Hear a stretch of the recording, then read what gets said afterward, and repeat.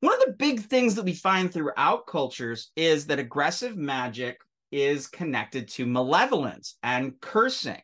One common thing is the evil eye.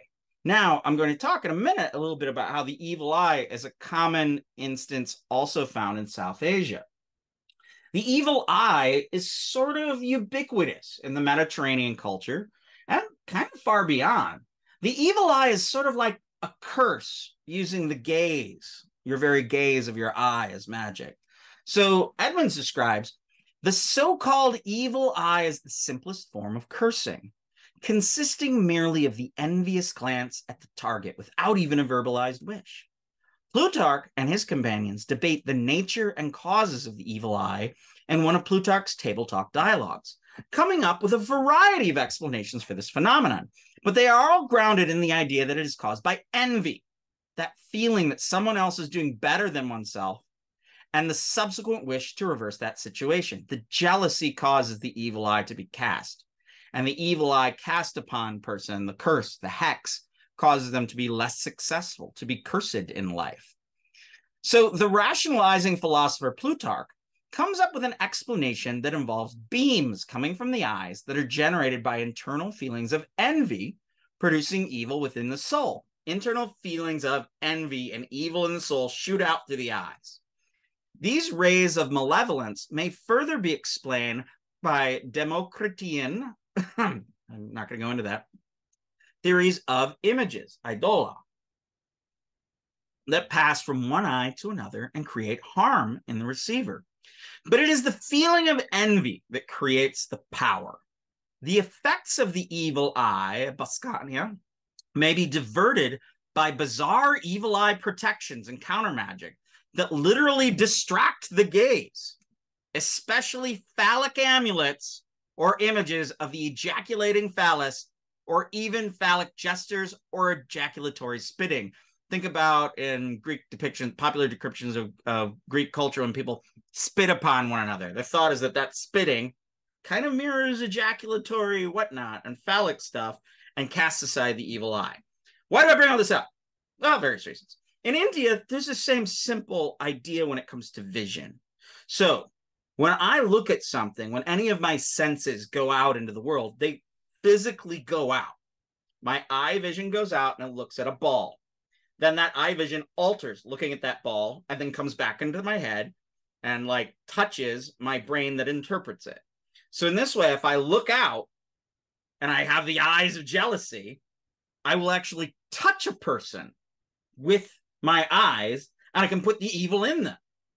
Or let's say I'm looking at someone who's wearing an amulet and that amulet can deflect my eye because when my eye goes out, it gets stuck in the amulet, those rishmi, those powers of vision. And what it's called is a sparsha, when the power of vision touches that thing, alters, and then carries the thing back into the individual. So there's kind of an interesting point here that I wanted to get at. I actually figured this out by digging around in the OED when I was first reading this book by Christopher Ferrone. So fascinate, fascinum. You're never going to say something's fascinating again in the same way after this. So in 1591, we have the transitive verb. Transitive verb is something that takes an object. It does something to someone. It doesn't do it itself. It does something to someone. In this earliest version, especially of a snake, to use the eyes or the gaze to deprive prey of the ability to resist and escape. To entrance by a gaze, entering something using your gaze and controlling them, based on how snakes sort of hypnotize creatures. And there's some really great naturalistic nature writing in the 20th century on this very topic about snakes. So in 1766, more generally, to render a person or an animal unable to move. I fascinated him. Unable to move, to escape, or resist. Moving forward, transitive, affecting something. To affect someone or something by sorcery, witchcraft, or enchantment. To put under a spell. Think about that the next time you say, I'm fascinated by this.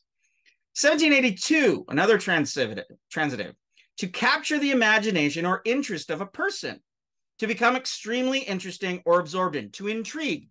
That's our contemporary notion of fascinate. But it gets tricky. In our etymology in the OED, we see that fascinate comes from the Latin fascinat or fascinat, past participle stem, blah, blah, blah, blah, blah, of fascinare. Fascinare means to cast a spell upon, to bewitch. Also, the fascinum spell, witchcraft, of uncertain origin. Classic Latin fascinum may be related to the ancient Greek word that I can't remember here because I can't remember the letters, which means sorcerer. So, fascinate, fascinare, to bewitch someone, casting with visions, the powers of vision to captivate someone. Well, what's a fascinus? I went to Wikipedia and I just checked there because I thought they might have a nice little slap damn thing right there. Fascinus was thought particularly to ward off evil and the evil eye from children, mainly boys, and from conquering generals. The protective function of the phallus is usually related to the virile and regenerative powers of the erect phallus, though in most cases, the emotion, shame, or laughter created by obscenely looking at someone wearing a dick around their neck is the power that diverts the evil eye. So, in the Latin and Greek world, people would wear amulets to distract from the evil eye that were phalluses, because someone would be jealous and that penis would turn around and fascinate them again, fascinating them so they weren't able to cast the evil eye. To this day, in Mediterranean cultures, you still see people wearing a golden horn that is thought to ward off the malak, the person who will make you impotent or steal your fertility. Phallic figures, when you look at them, fascinate you and can prevent the envy of the evil eye being effective. Fascinating, eh? I mean, I remember a folk story. I think it was an anthropology story I read that of a woman in India who's so worried about the drishti, the evil eye, that she wouldn't even look at her grand aunt or her grand niece. And she was just so worried about the evil eye. When she went and she found herself feeling envious and jealous at the beauty of the child, she turned her eye very quickly and instead looked at a giant stone, and the stone broke apart. In another instance, when you'll see pictures of young South Asian kids, they'll often have a smear on their face. Their parents will put like a little piece of lampblack or coal and smear it on their face so there's a little imperfection. The idea here is that if there's that imperfection in their faces, they won't have people be envious of them and won't catch the evil eye. Or perhaps the child with a smear on their face or the child with a nickname that means something like vomit or diarrhea will be, when you call to that beautiful child, hey, diarrhea, come here, the demons around that would become hungry for their very child flesh go, that kid's named Vomit. Who cares? Never mind. So there's a lot going on here, thinking about the ways vision works, the evil eye, and cursing.